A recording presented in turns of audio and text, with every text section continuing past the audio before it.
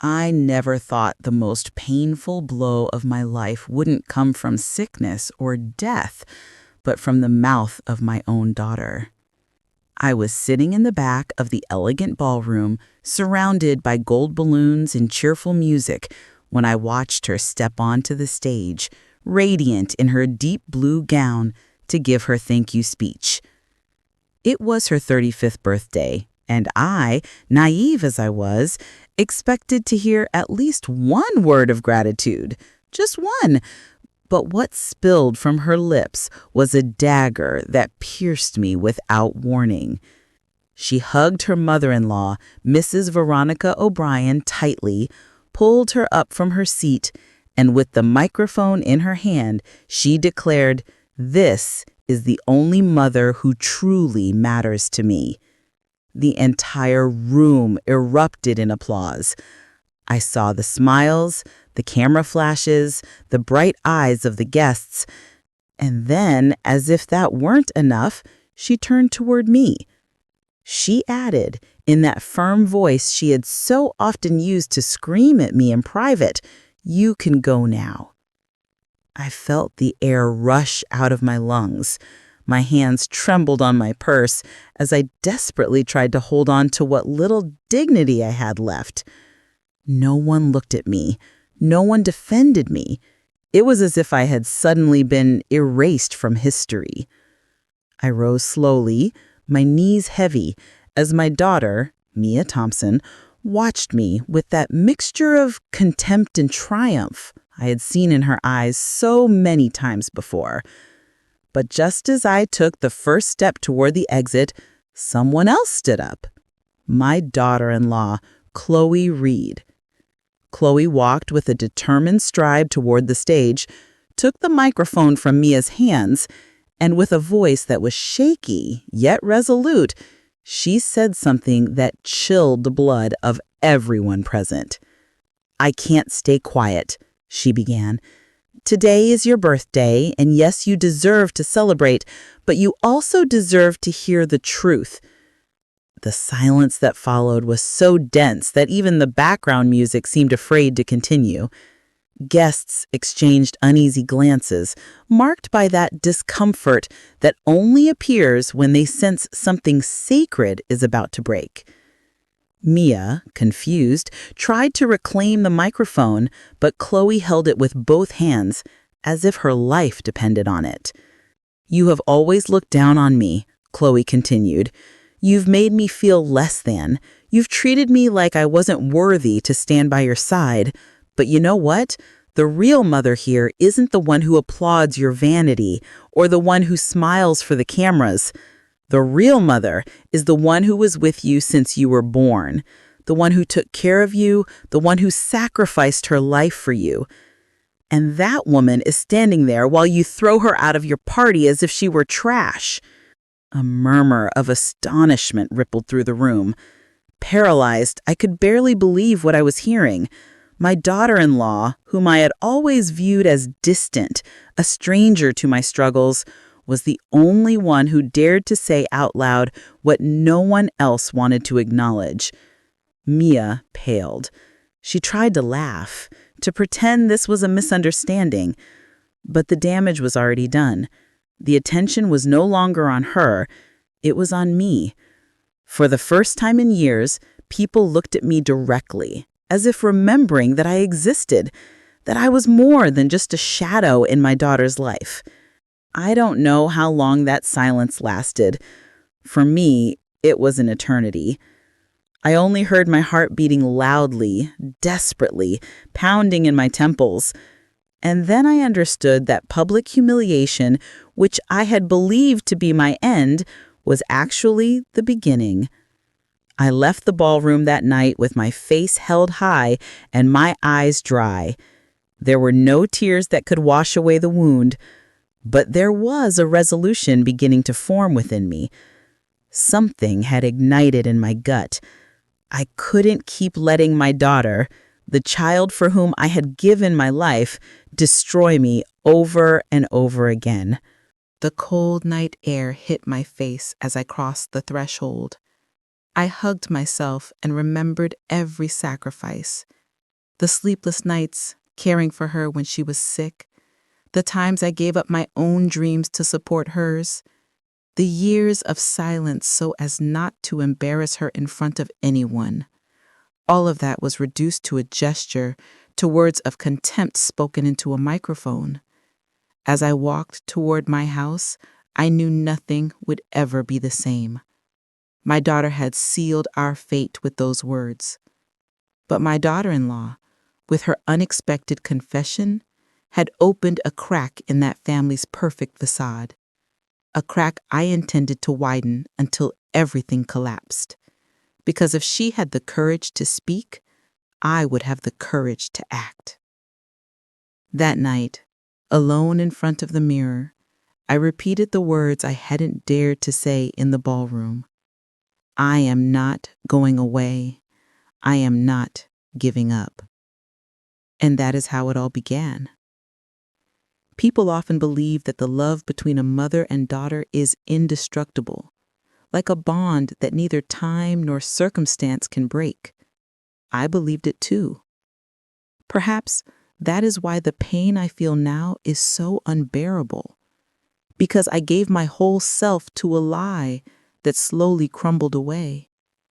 When I think of my daughter's early years, my memory is tinted with tenderness. I remember her as a newborn with those big dark eyes looking up at me as if I were her entire world. I spent hours holding her in my arms, singing improvised lullabies while exhaustion burned in my back. I didn't care.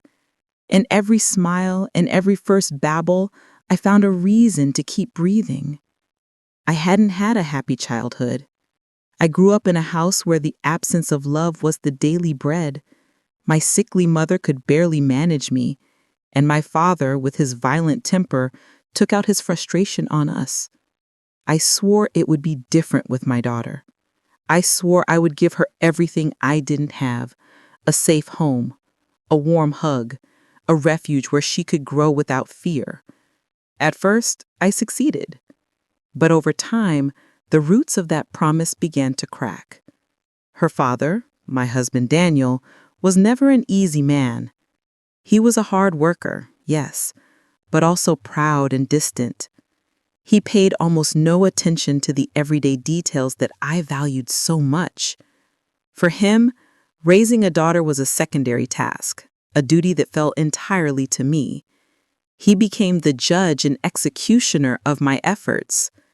If she cried, it was my fault. If she got sick, I hadn't taken good care of her. If she acted out, it was because I had been too soft. And my little girl absorbed every word. She grew up hearing from her father that I wasn't enough, that I lacked character, that I wasn't up to his standards. At first, she defended me, but over the years, she stopped. It was easier to join him than to stay on my side. I remember one afternoon when she was just 12 years old.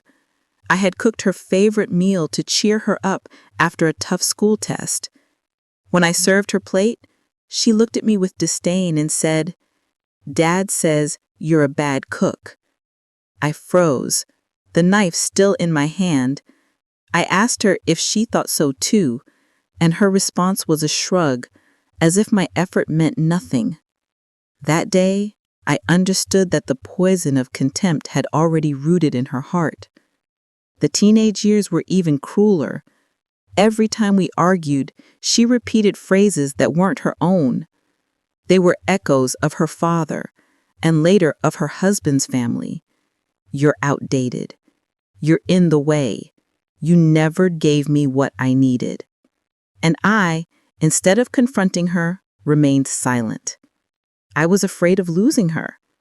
I believed that if I endured, if I held on, someday she would understand everything I did for her. But that day never came. The arrival of her mother-in-law, Veronica O'Brien, completed the sealing of my fate in Mia's life. This woman, sharp and with a gift for charming people, won her over with attentions and flattery that I never knew how to give so ostentatiously. She had money, connections, and sweet words that sounded like music to ears anxious for recognition. Mia started comparing me to her, seeing in that woman what I couldn't offer.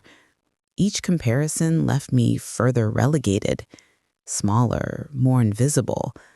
Slowly, I began to notice that family invitations were shrinking, that the photos she shared on social media never included me, and that in conversations, I was merely a footnote, an uncomfortable memory she preferred to hide. When did I lose my daughter? That is the question that keeps me awake at night. Maybe it was the day I accepted silence instead of demanding respect. Maybe it was when I chose to be quiet rather than confront her father. Or perhaps it was even before that, when the pain of my own childhood prevented me from teaching her how to love me. The truth is that while she grew, I faded. And by the time I wanted to react, it was too late. She had replaced me. She had found in another woman the maternal figure I always dreamed of being for her. And yet, here I am. Despite everything, I still feel love. Wounded, mutilated, but still living love. Because even though she pointed me out in public, even though she threw me out of her party, even though she told me to leave, I am still her mother. And a mother's heart doesn't obey logic, but an instinct that condemns her to love even those who hurt her. That is my greatest weakness, and at the same time, my greatest strength. Because that love doesn't mean resignation. On the contrary, it means I won't surrender. Even if my daughter denies me, I have a right to the truth. And if she chose to forget it, I will make sure to remind her of it, even if it hurts her. What happened on her birthday wasn't an accident. It was the fruit of years of silences and contempt, but it was also the start of something new. Because now I know I am not willing to keep living in the shadows. If my daughter wants to bury me alive, she will have to watch me rise from that grave and give her back every word, every gesture, every piece of disrespect. And I won't do it with screaming or violence. I will do it with the truth.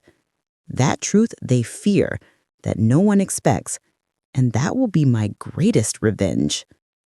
If I had to describe my life in one word, that word would be silence. Because what destroyed my relationship with my daughter wasn't just the yelling, the arguments, and the contempt. It was the prolonged silences loaded with an invisible poison that accumulated day after day until it suffocated me. At home, my husband Daniel owned the conversation, and I learned too quickly that contradicting him was useless. He imposed his version of life, and we, both my daughter and I, had to accept it. The terrible thing is that over the years, Mia didn't just accept it, she admired it. He became her model of authority, her point of reference. I, on the other hand, was relegated to the role of a secondary figure, a muted backdrop. I remember one particular dinner. Mia must have been 16. The three of us were at the table, and she excitedly commented that she wanted to study music. She had talent. Since she was little, she showed a sweet voice and an excellent ear. I encouraged her. I told her she should follow her dreams. But her father laughed scornfully. "Music?" he said with that voice that chilled the air. "Music doesn't put food on the table. That's for mediocrities. You will study law like your cousin." I tried to intervene. Let her choose. Don't force her. He fixed his gaze on me, and before I could say anything else, my daughter interrupted me. "That is right. You don't understand." And the silence fell upon me, heavy as a brick wall. That was just one example among many. Every time I tried to offer support, my voice was buried beneath the echo of his. She grew up convinced that my words were worthless. She learned that her father held the absolute truth, and that I was merely a murmur, background noise that could be ignored. But eventually, that role was taken by someone else, her mother-in-law. When Mia met the man who would become her husband, Jason O'Brien, I thought life would take a new course, maybe an opportunity to find a love that would soften her. However, what I found was another long shadow that displaced me even further. Jason's mother, Veronica, presented herself as a confident, elegant, charming woman. From the first moment, my daughter was captivated by her. I remember Veronica's first visit to our house. She arrived with a bouquet of imported flowers and sweet words that sounded fake to me from the start. Even so, Mia hugged her enthusiastically, and as soon as Veronica left, she commented, "Did you see how amazing she is? She understands me like no one else."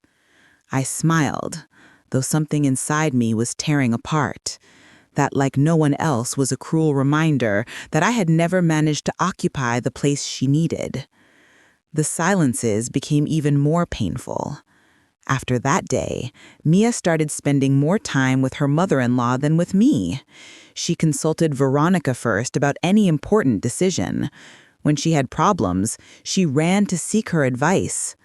I stayed on the sidelines, waiting in vain for her to include me, to let me be a part of things. But all I received were cold silences, glances that passed right over me, and short phrases that shut down the conversation. The humiliations came later, almost without my noticing. Comments made in a loud voice in front of other people. My mother-in-law always has the right words. "You wouldn't understand, Mom. She knows how to plan a party. Not like you. I feel more like her daughter than yours." Each phrase was a knife, and I swallowed it in silence. I didn't want to confront her. I didn't want to push her further away. I believed that if I endured, if I stayed close, she would open her eyes someday. But time showed me I was wrong. Silence became a habit. I would visit her and she would barely speak to me. I would accompany her to events and she would relegate me to a corner. In family photos, I was the figure cropped at the edges. I didn't even realize that she was gradually erasing me until it became obvious that I was a stranger in my own life. The worst part was that I started to believe her. There came a point when I myself thought I didn't deserve to be there, that perhaps it was true I hadn't been enough, that my mistakes had weighed more than my successes. I sank into a quiet sadness, into a bitter acceptance that my place had been taken and that no one, not even my daughter, would fight to give it back to me. But what happened on her birthday changed something inside me when she told me, in front of everyone, that I could go. The silence finally shattered. It was as if the evidence of what I had tolerated for years had hit me head on. And then my daughter-in-law, Chloe, appeared unexpectedly with a voice that defied that custom of silence. She spoke when I had forgotten how to speak. In that instant, I understood something crucial. My silences had been my prison. I had locked myself in them, believing that staying quiet was the way to keep my daughter. But staying quiet only stripped me of my dignity. Now I knew that if I wanted to recover what was left of me, I had to speak. Even if no one wanted to listen, even if it hurt, I had to do it. The weight of the silences had crushed me for decades. But now, finally, I was ready to break them. And I would do it with the truth, even if that truth set fire to everything my daughter had built. I will never forget the expression on Mia's face when my daughter-in-law snatched the microphone that night.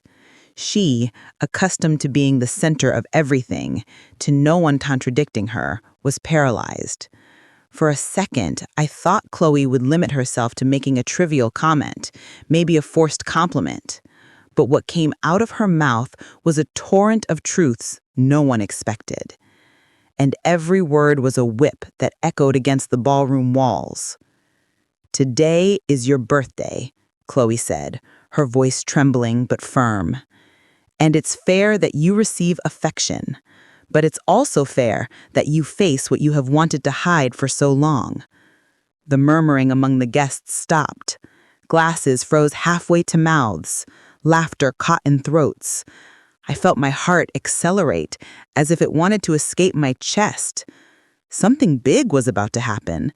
And for the first time, I wasn't the target of the humiliation, but a witness to a truth that was dragging me from the shadow into the light.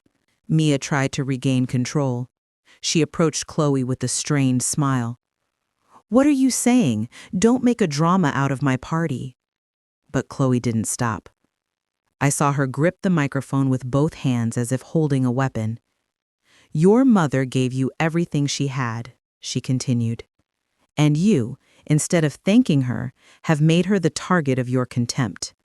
You've allowed others to humiliate her, and you joined in the mockery as if it were a sport.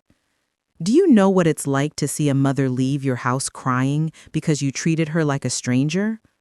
I do, because I've seen her." A murmur of surprise swept through the room.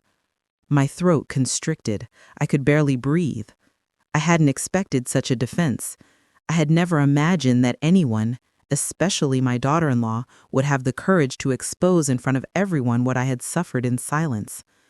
Mia, nervous, looked at the guests. "Don't listen to her," she said, laughing forcedly. "She always exaggerates." But Chloe took a step forward and lowered her voice, as if speaking directly to her.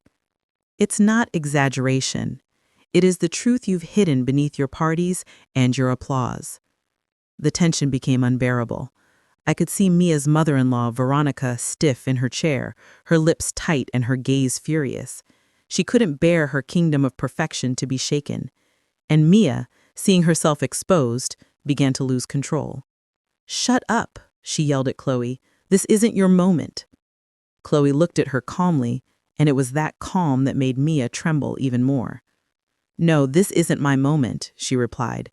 "It is your mother's, the one you snatched away years ago." The words hung in the air like a verdict. I felt my legs tremble, but not from weakness. From a strength I hadn't remembered feeling in a long time. It was as if Chloe's voice had returned the dignity I myself had buried. The guests didn't know where to look. Some watched me with pity, others with embarrassment, still others with a mix of surprise and respect. No one dared to applaud this time. It was too real, too raw. Mia, in contrast, was falling apart.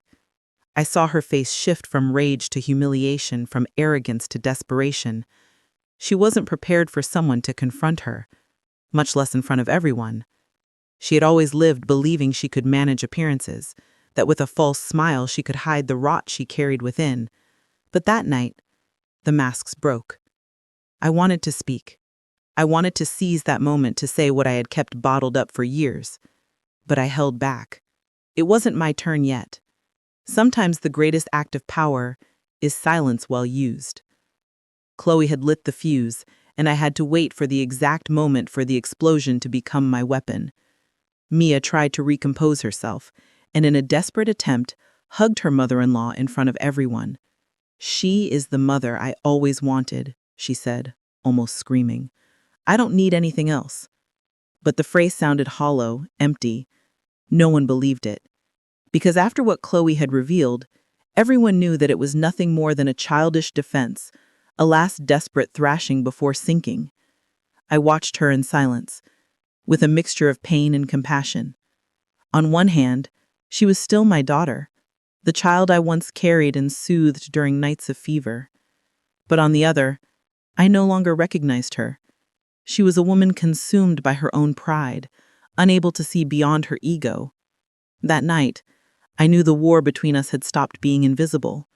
Now it was public.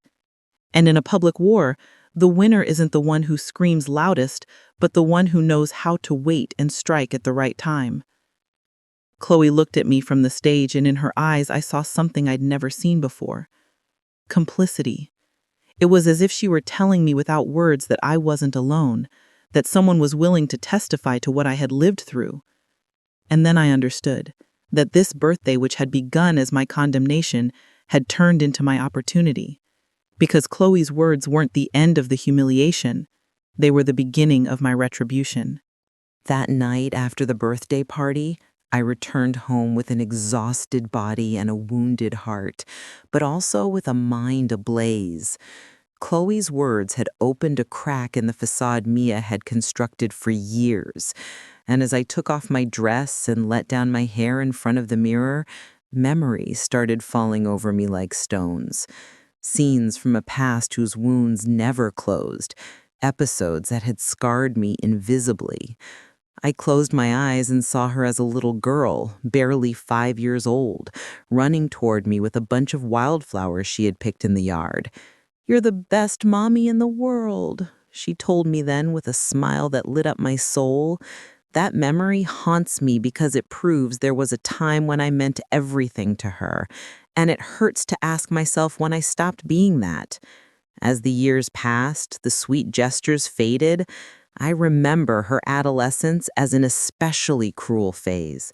There were days when she came home from school, threw her backpack on the couch, and walked right past me without greeting me, without looking at me. I tried to reach out, asking her how her day was or if she needed anything. She answered in monosyllables or with that silence that hurt more than any insult. One day, when she was 15, we argued because she had arrived home late. I was worried. I had waited up for her with dinner served. When she came in, I asked her to explain where she had been. She looked at me with a mix of annoyance and contempt and said, "You are nobody to question me." That sentence split me in two. It wasn't just adolescent rebellion. It was a conscious rejection, a direct cut to my role as a mother. That night, I cried in silence, with the table still set and the food cold on the plates. Another episode was branded on my skin like a burn. It was at her high school graduation. I worked so hard to prepare everything, her dress, the dinner, the details I thought would make her happy. And at the end of the event, when the organizers asked students to go on stage with their parents, she first sought out her father. I went up too, but when I tried to take her hand, she discreetly pulled it away. No one noticed except me, and that tiny gesture broke my heart. It was as if she wanted to erase me, even from the photos that would immortalize her in that important moment. The following years were a collection of small and large wounds. I remember going to her house after she had already moved in with Jason. I brought a dessert I had prepared with love, thinking it would please her.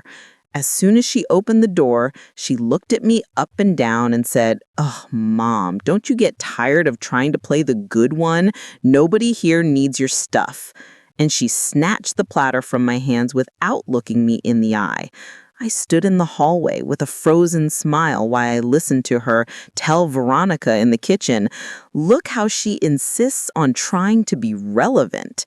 I remember that phrase as if it were yesterday. Each wound built a wall between us. I tried to tear it down with patience, with love, with resigned silences, but my daughter raised new stones with every slight. It reached a point where I understood that she didn't want reconciliation, that her choice was clear. She had decided to give another woman the place that belonged to me. And the worst part was that she did it with a cruelty that seemed to seek my total surrender. In those lonely nights, I wondered if I had failed as a mother, if perhaps I hadn't given her enough, or if I had been too overprotective. Guilt devoured me. I thought that my own past, my broken childhood, had marked the way I raised her.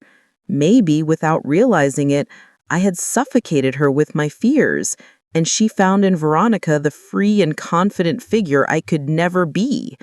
But then I recalled everything I sacrificed, the years of working, the sleepless nights, the dreams I shelved so she could pursue hers. And I understood that no, it hadn't been a lack of love or dedication. The problem was that in her ambition for recognition, she chose to deny her roots. I was the inconvenient part of her story, the one she preferred to hide to shine in front of others. Those open wounds never closed, and on her birthday, they all bled at the same time. When she told me in front of everyone that I could go, it wasn't just a humiliation. It was the cruel summary of years of accumulated contempt. But the difference now was that I wasn't going to stay quiet anymore. Because those wounds, even though they hurt, had also made me strong.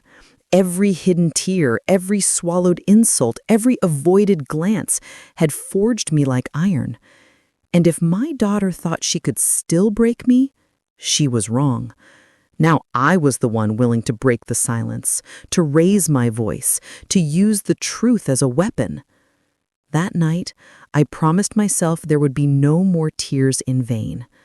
The wounds would still be there, yes, but they wouldn't be signs of defeat. They would be my battle scars, and with them, I would march toward the battlefield that awaited me, the battle for the truth that had yet to be revealed. Pain teaches, but humiliation sharpens. And after that party, when I heard my daughter tell me publicly that I could leave, I understood that the time had come to transform my scars into weapons. I couldn't keep expecting gratitude where there was only contempt. I had been silent for too long. I had endured snubs that left me branded like hot iron. But that night, with Chloe's words echoing in my mind, I decided I would no longer be a victim. A plan began to germinate in silence. It wasn't the first time I had thought about defending myself, but I always lacked the courage. This time, however, anger was my engine. I was no longer seeking reconciliation or tenderness. I was seeking justice. The first thing I did was open the drawers of my memory, the ones I had kept closed for fear of what I might find. I remembered that my husband, Daniel, before he died, had left a trail of economic secrets, dubious investments, and documents he always concealed with suspicion.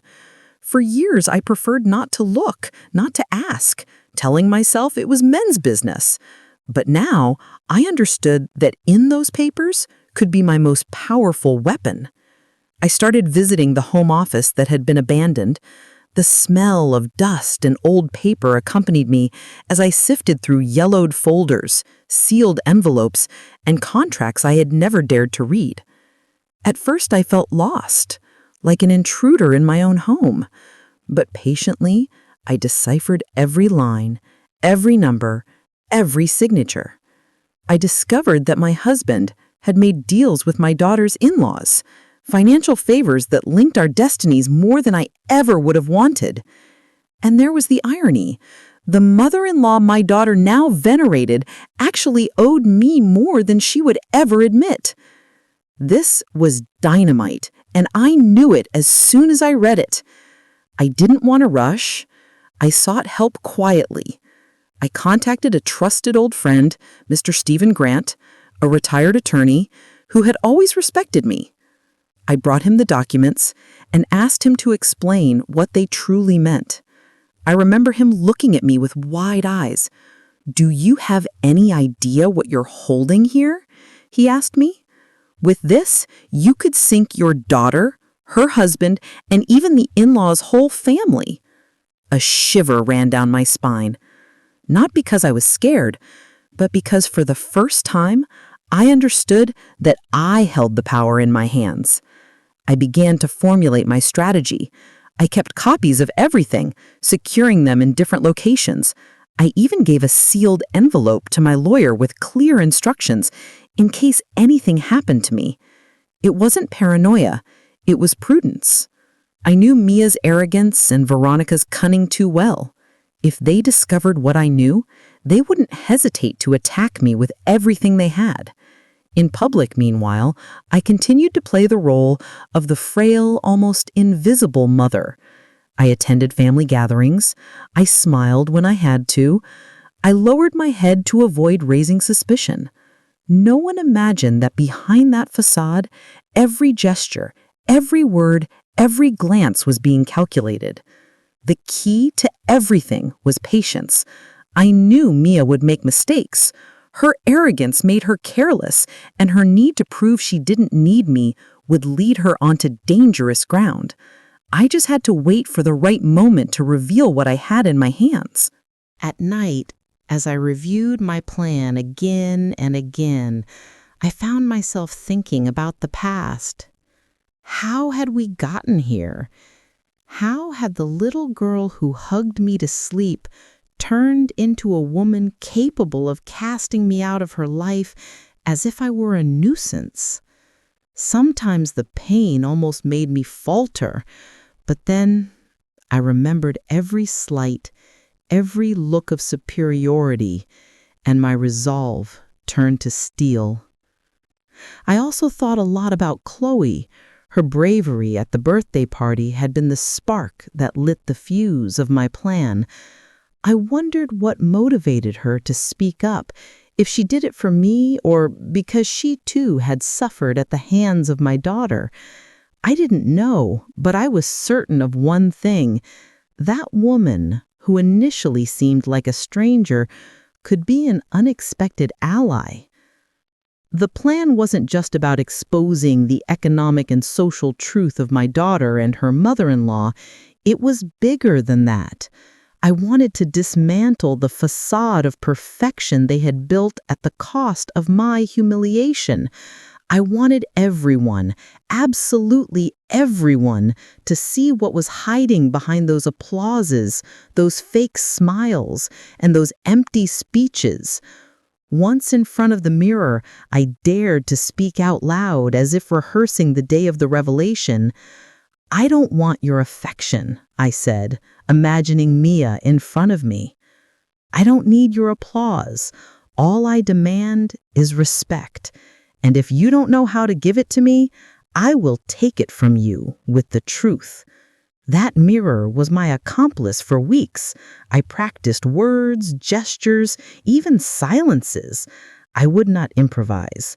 When the time came, every phrase had to be precise.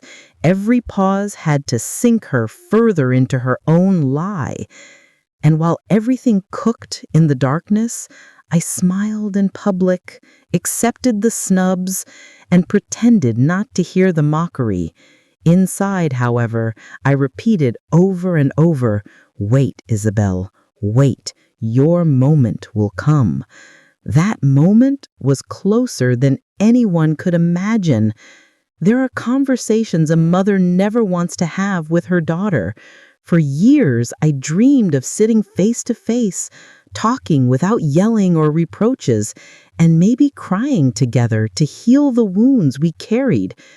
But when I finally gathered the courage to seek her out, I understood that the only thing I would find was a cruel mirror. My daughter reflecting in her harshness and contempt the worst of her father and the woman she now called mother. I asked her to meet me at my house in the living room that had so often seen us share simple birthdays, afternoons of homework, and Sunday movies.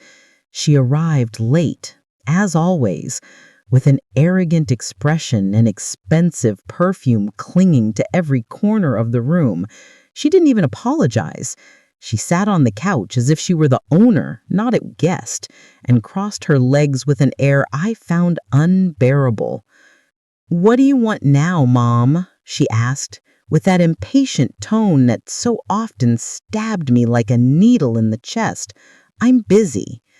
I looked at her in silence for a few seconds. She had so much of me in her features that it hurt. The same dark hair, the same broad forehead, but in her eyes, there was no tenderness or recognition, only coldness. "I wanted to talk to you," I finally said, "not as enemies, but as mother and daughter." She laughed, a dry chuckle that tore me apart inside. Mother and daughter? We stopped being that a long time ago. I bit my lip. I didn't want to cry, not in front of her. "Why, honey, why do you hate me so much?"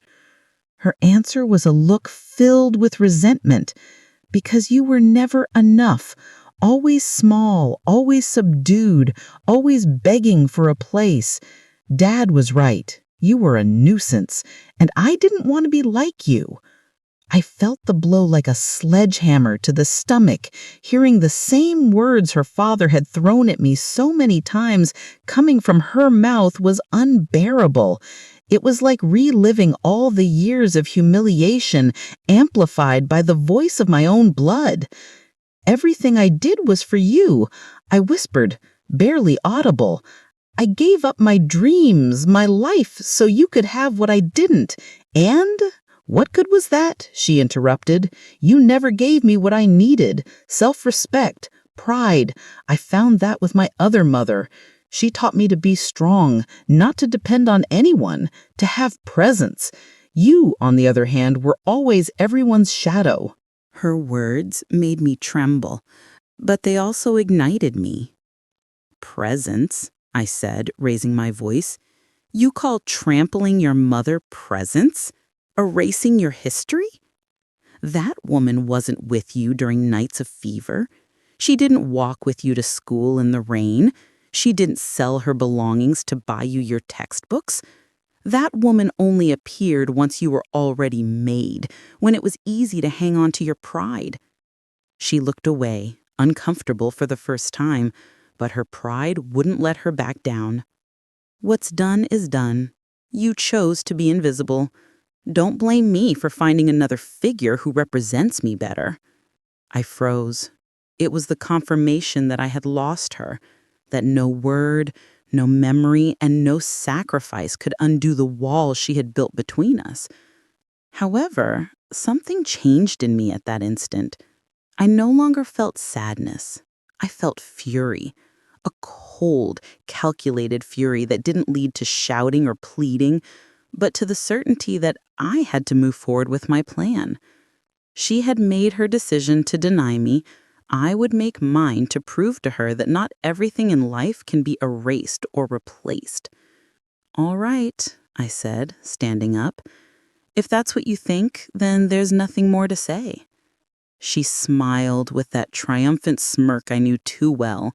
"Finally, you understand." But she understood nothing, because while she thought she had defeated me, I already held the pieces that would collapse the castle of arrogance she had built with her mother-in-law. I walked her to the door. Before leaving, she turned and delivered one last blow. "When I talk about my mother, I don't think of you. Get used to it." I closed the door softly, my heart ablaze. I leaned against the wood and let out a deep sigh. I didn't cry. Not anymore. Because instead of tears, what coursed through me was a new energy, an absolute certainty. She had given me the final reason not to stop. In that moment, I understood that my daughter had become the mirror of everything I hated. Her father's arrogance, her mother-in-law's manipulation, the coldness of misunderstood power. And I would no longer try to save her from herself. My mission was now different, to rip that mirror away and show it to her in front of everyone, even if it was the last thing I ever did. Because if she wanted to see me as a shadow, she would learn that shadows also know how to envelop everything until they choke out the light that believes itself eternal. Just when I thought everything would remain confined to that private confrontation with my daughter, the unexpected voice of my daughter-in-law, Chloe, reappeared. She, who had ignited the first spark at that birthday party, returned with even greater force. And this time, she didn't just speak for me. She spoke out against the entire facade that Mia and Veronica had constructed over the years. It happened at a family reunion, one of those events that seemed designed to display a perfect portrait. It was Mia and Jason's wedding anniversary, and the event hall was decorated with a luxury that bordered on ostentation. Guests, imported flowers, cameras capturing every gesture. I had decided to attend, not out of affection, but because I knew these occasions were the ideal stage for masks to crack. And I wasn't wrong. Mia's mother-in-law, Veronica, dressed in an elegant designer suit with a practiced smile, strutted around like a queen among the attendees. Mia followed her like a satellite, celebrating every word, every gesture, as if Veronica were the only sun illuminating her life. I sat in a corner, invisible as usual, but with my eyes wide open. I waited. It was then that Chloe, dressed simply but with the dignity of someone who needs no adornments, stood up from her table. Her clear voice called for silence. No one understood what was about to happen, but everyone obeyed. There are things that must be said because one cannot live eternally behind appearances. The murmur of discomfort through the room. Veronica arched her eyebrows, surprised. Mia paled, perhaps recalling the scene from her birthday. I, however, leaned forward, my heart pounding hard. I knew something big was about to erupt. You, Chloe continued, looking directly at Veronica. You have played the role of the perfect mother, the unimpeachable woman, the figure everyone must admire for years. But I know what you're hiding. I know about the accounts you moved in silence, the shady business you dragged your son Jason and consequently my husband Joshua into. And I also know how you manipulated my sister-in-law Mia, making her believe you were the only mother she deserved. An icy silence invaded the ballroom. I saw Veronica's smile shatter, her face tightening with contained fury. Mia, desperate, tried to interrupt her. "Stop it now. What are you trying to do with this? It's ridiculous." But Chloe didn't stop. "What I'm trying to do is tell the truth. Or do you want me to show the documents I'm holding? Because I have them." Guests began to whisper. Some discreetly pulled out their cell phones. Others exchanged astonished glances. The perfect scene crumbled like a house of cards under an unexpected breath. I watched everything with a mixture of vertigo and satisfaction. I hadn't lifted a finger, but my daughter-in-law was fighting the battle I had planned in silence.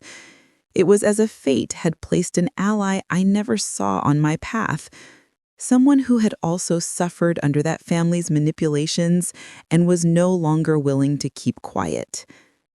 Veronica finally stood up. Her voice, charged with anger, resonated in the hall. "This is slander, a lie, invented to destroy me." But her hands were shaking. That tremor was the clearest confession. She was afraid. Mia ran toward her, embracing her in front of everyone, as if that gesture could protect her. "Don't listen to her," she cried. "It's just envy, a trap." However, her words no longer carried the same weight. No one listened to her with credibility. The shadow of doubt had fallen over their impeccable stage, and in these environments, a shadow is enough to extinguish all the lights. I, sitting silently, let everything happen. I didn't need to intervene. It was like watching a chessboard where, without moving my pieces, I saw the enemy's pieces fall one by one. When she finished, Chloe put down the microphone and walked out of the ballroom. She didn't seek my gaze. She didn't wait for applause or support. She simply left, with the serenity of someone who has satisfied her conscience. When the door closed behind her, chaos erupted. Guests murmured, others left with quick excuses, and reporters improvised headlines in their heads. Veronica tried to compose herself, but it was too late. Her image of perfection had been tainted. And Mia, with her eyes glassy with rage, looked at me as if all of this were my fault. In her gaze, I read hatred, a hatred so deep it chilled my blood. But I also saw something else. Fear. Because even if she wouldn't admit it, she knew Chloe's words had substance. And what she ignored was that I too was keeping documents, evidence, secrets that could finish sinking her. That night, returning home, I thought about Chloe's courage. She had taken a step I still hadn't dared to take. I wondered if she had done it only for personal revenge, or if in some way she had also done it for me. It didn't matter. The truth is that her voice had opened a door that no one could close now. The family war had stopped being a private whisper.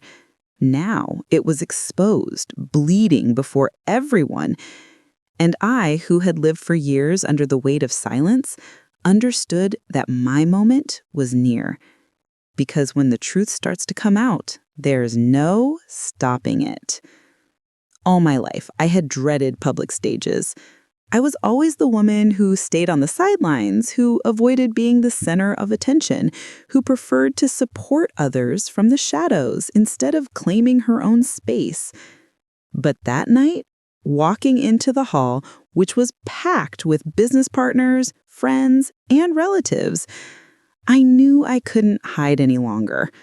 The murmuring was deafening, a mix of curiosity and anxiety. Since Chloe's confession weeks earlier, nothing had been the same. Everyone was waiting for explanations. Everyone wanted to see how the drama that no one could ignore would end. And amidst those expectant gazes, I found myself on a stage with a folder tucked under my arm that weighed more than any memory. That folder contained not just papers, but decades of silences, humiliations, and wounds that were now being transformed into my only language of justice. I took a deep breath and surveyed the scene. I saw Mia rigid in her seat, her eyes cold as knives and her body tense like a bow about to snap. Beside her, Veronica stood up with a stony face, trying to project dignity, though I noticed a slight tremor in her hands. Both faces reminded me of years of contempt, the gestures of superiority, the looks that reduced me to a shadow, the words that condemned me to oblivion. And there they were, exposed before an audience that was beginning to suspect that this family perfection was nothing more than a facade. I opened the folder, and the sound of the paper crunching was like a gunshot that sliced through the silence. "I have been silent for too long," I said, my voice firm, though my insides were shaking. "I kept quiet when my husband humiliated me, when my daughter pushed me away, when this family reduced me to nothing. I was silent out of love, out of fear, and out of habit, but no more. Today, I have come to speak, and what I am about to say will forever change the way you see those who have scorned me." The tension could be cut with a knife. Some heads leaned forward expectantly. Others discreetly retreated, fearing the scandal that was coming. Calmly, I unfolded the documents. These were not rumors. They were not insinuations. They were contracts, transfers, bank records. My husband's inheritance and the economic dealings of Mia's in-laws were tainted with irregularities. I had discovered it among dusty papers that no one expected me to review. But there it was. The truth they had hidden for years now turned into my sword. Mia suddenly stood up, her voice loaded with fury. "Lies! This is all lies!" I looked at her without blinking and held up one of the documents. "Lies? Then explain to them why your signature appears here, authorizing movements you never declared. Explain to them, not me, why you agreed to cover for your father when he asked you to sign in his place."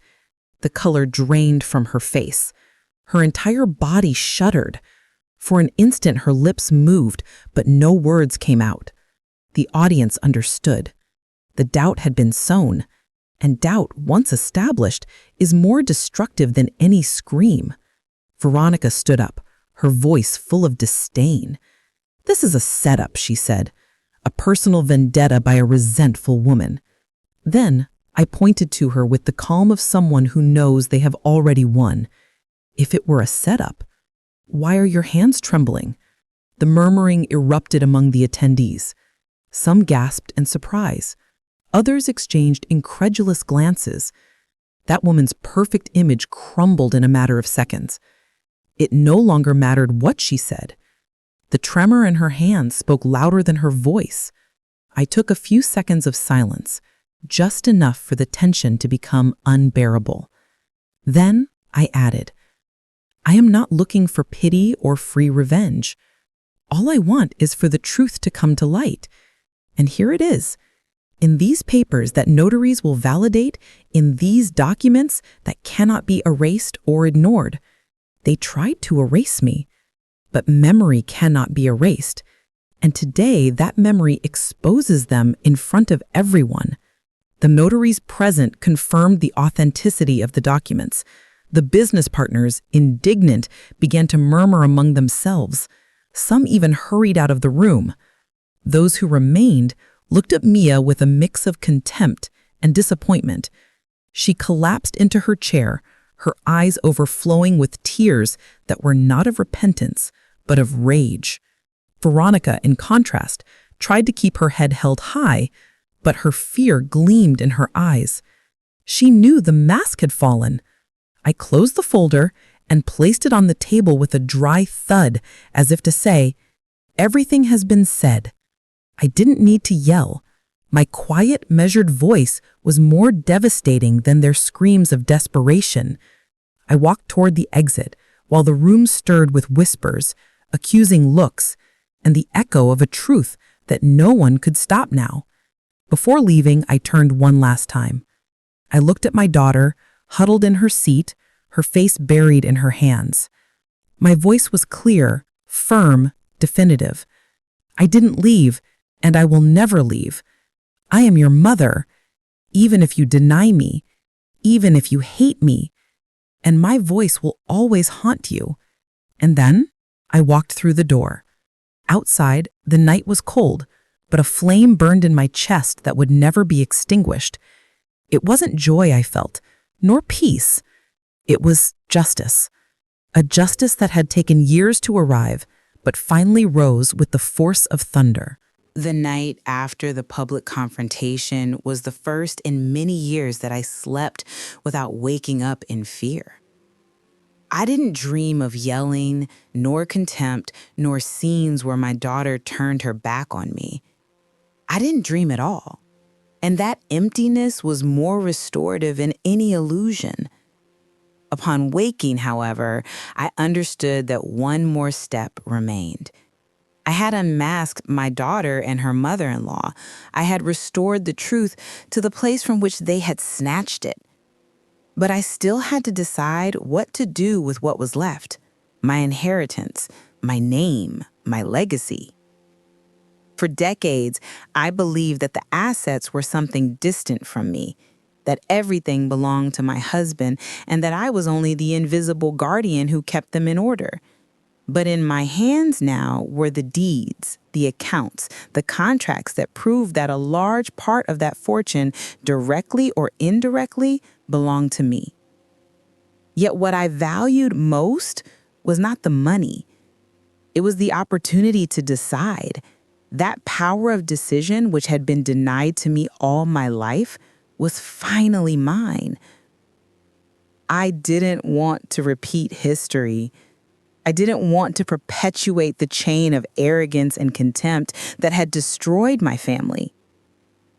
If my daughter had denied me as a mother, I would deny her as an heir. I met with my attorney, Mr. Grant, at his office.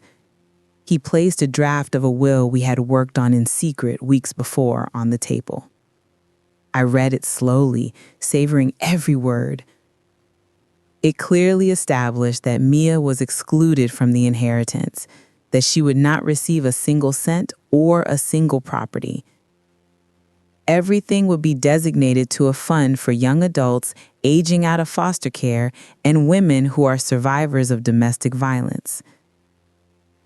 A smaller but significant portion will be left to my daughter-in-law, Chloe, the only one who had the courage to raise her voice when everyone else was silent.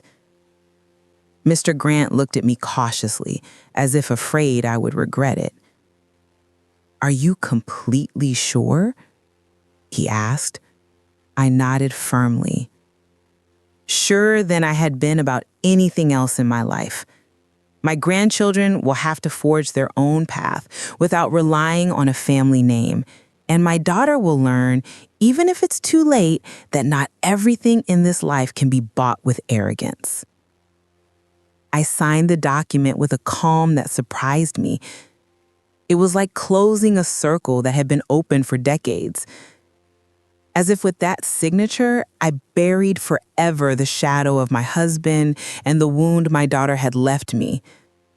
For the first time, I felt that I was not the one obeying, but the one deciding. The following days were a whirlwind of rumors.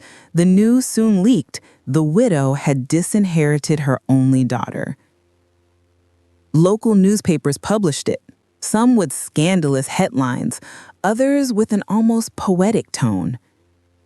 The society that so applauded Mia's union with her perfect mother-in-law now reveled in the fall of her mask. And amidst all that commotion, I remained calm, watching from my window as the storm raged outside. The reaction didn't long to arrive. One afternoon, Mia burst into my house without announcing herself. She was distraught, her eyes red from crying or yelling, I don't know which. She confronted me in the living room with the fury of someone who feels everything she had is slipping through her fingers. "How could you do this to me?" she yelled. "I'm your daughter, your only daughter." I looked at her calmly. "Mia, do you remember that night when you told everyone you could go? That day you were the one who renounced me." Her lips trembled. She tried to reply but found no words. I continued speaking, this time without trembling, without fear. "You had me your whole life and you despised me. Now you will have to learn what it means to live without me, without my support, without my inheritance. Maybe then you will understand the value of what you lost." She stood there for a few seconds, as if waiting for me to break down, to regret it, to run and hug her. But I didn't. I stood tall, my head held high, showing her that the invisible woman no longer existed. Finally, she slammed the door as she left, and her fury was trapped within the walls, while I remained at peace. Over time, my decision began to brood fruit. The foundation I created opened its doors. Young people who had never had a home found shelter. Women who had been silenced regained their voice.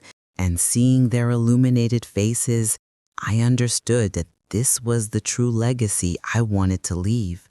Not riches tainted by deceit, not the empty titles of a broken family, but something that truly transformed lives. Sometimes at night, I think about my daughter. I wonder if she will ever understand that what I did was not out of hatred, but out of justice. Maybe she will understand one day. Maybe never. It doesn't matter anymore. My life can no longer revolve around her contempt. Now it revolves around something bigger, my recovered dignity. I look in the mirror and no longer see the broken woman begging for love. I see someone who survived humiliation, who walked through the shadows and knew how to wait for the moment to rise up. And though I know that loneliness will continue to accompany me, it doesn't frighten me. I prefer dignified solitude to poisoned company. That is my true triumph. That when they speak of me, they don't remember me as the forgotten mother, but as the woman who refused to be erased, who transformed pain into justice, and who, even wounded, knew how to get back up. That is my legacy. Did you like my story? And which city are you listening from? Let's meet in the comments. If you liked the story, you can support me by sending a super thanks so I can keep bringing more stories like this. Thank you so much for your sweet support. I'm looking forward to your comments on the story. On the screen, you can see 2 new life stories that I highly recommend. There's so much more on my channel. Don't forget to subscribe. See you in the next life story with love and respect.